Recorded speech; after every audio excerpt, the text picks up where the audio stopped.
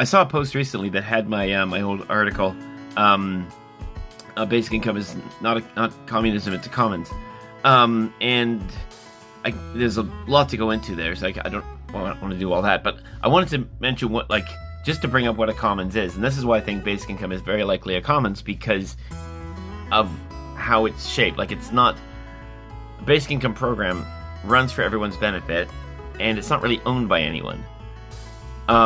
And that's kind of part of what a commons is. A commons is just that. It's owned by everyone, but owned by no one, and it's stewarded, so everyone benefits. An example of that's a public library. It's it is government run, but it's not really owned by anyone, but it's owned by everyone. And there are rules that make it so you can gain a lot of something for nothing. Guy Standing talks about how there was the Justinian Codex, and I can't remember what year, but the Emperor Justinian had his lawyers draw up all this information, and as they explained to him, that there's four types of land: no man's land, private land, public land, common land. People get confused with the idea because they then immediately think, oh wait, tragedy of the commons.